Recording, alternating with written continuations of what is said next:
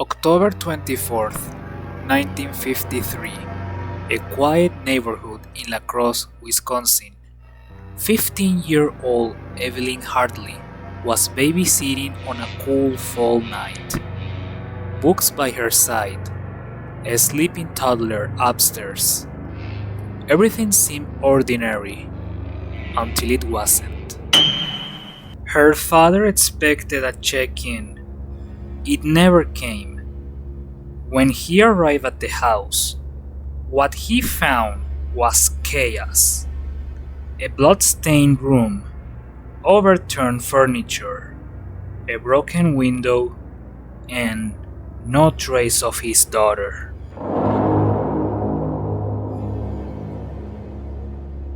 Evelyn was babysitting for Professor Viggo Rasmussen. Around 8:30 p.m., her father tried calling the house. No answer. Alarmed, he drove over. The house was locked. The lights were on, and the radio was playing.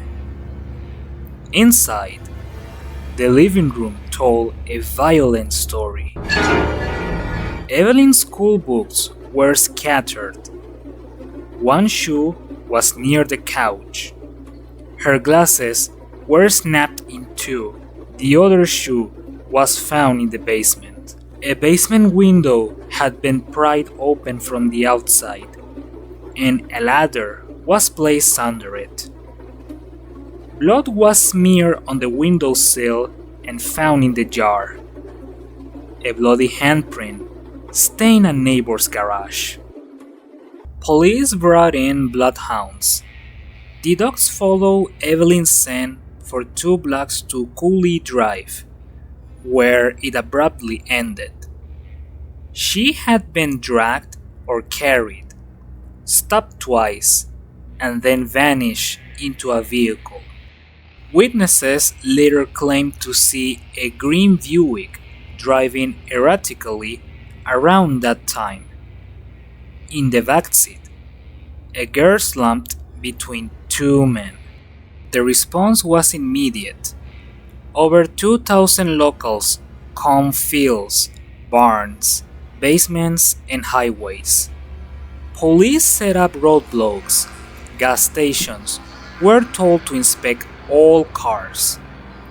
Blood-stained undergarments were found near Highway 14, and later, a pair of size 11 Goodrich sneakers and a re-hemmed denim jacket, both stained with blood. The FBI got involved.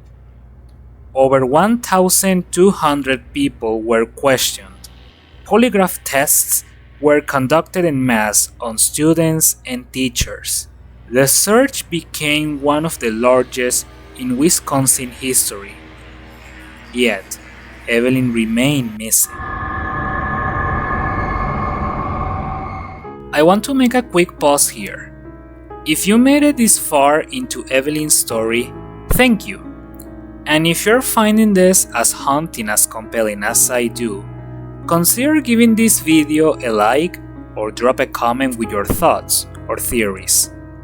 And of course, hit subscribe if you want to see more cases like this one. When authorities ran out of direct leads, suspicion veered toward one of Wisconsin's most notorious figures, Ed Gein. He had been visiting relatives just a few blocks from the Rasmussen's home on the night Evelyn disappeared, a proximity too close to ignore. Gein's connections fizzled fast.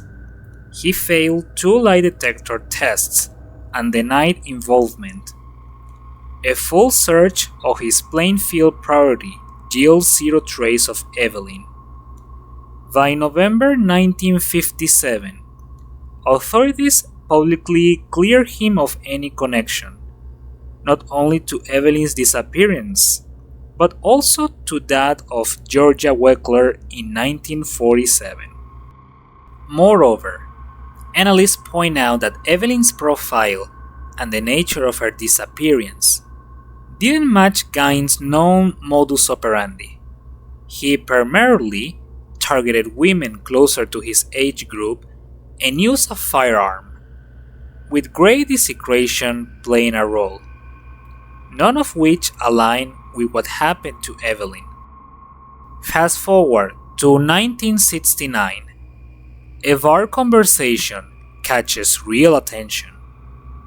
A local tavern owner named Mel Williams happened to record a man known as Clyde Peterson while trying to capture a live band, but he ended up with more than music. In that recording, Peterson casually confessed, in front of companions, one being mink farmer Whitey Barkley, to participating in Evelyn's kidnapping with Jack Golfer and an unnamed third person. Peterson said that Evelyn was murdered that same night and buried near Lafarge, Wisconsin. But here's the strange part. The tape didn't surface until 2004, decades after it was made. Why? Williams hadn't set out to record a confession. He was taping a van at his tavern and only later realized what he'd captured.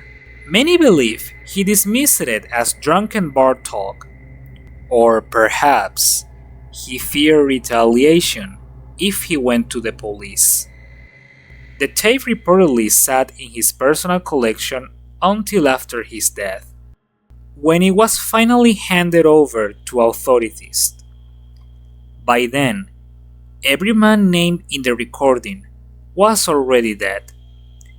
Golfer in 1967, Peterson in 1974, and the third man unidentified and deceased. No searches were launched based on the confession, and no remains were ever found. The recording became one more haunting thread in a case already full of them. Local law enforcement pledged to follow up, but the confession never sparked any tangible investigation or recovery. The informality of the confession, not to mention Peterson's state, in a bar, likely intoxicated, and the lack of corroboration left it unverified. No searches ensued, no bodies found, just a record preserved on an old tape. What really happened to Evelyn? Was she a victim of a random attack? A stalker? A calculated abduction? Who wore the blood-stained sneakers? Why did the denim jacket not fit the shoe size? Was the 1969 confession real, or just barroom bravado? And perhaps the biggest mystery: why did so much evidence lead nowhere? Evelyn Grace Hartley was a bright, responsible teenager with her whole life ahead of her. Her disappearance shattered a community and left generations with more questions than answers. More than 70 years later, her case remains unsolved. No remains, no conviction, just a legacy of grief, fear, and silence. In a world full of digital footprints, Evelyn left none. And maybe that's the most haunting part of all.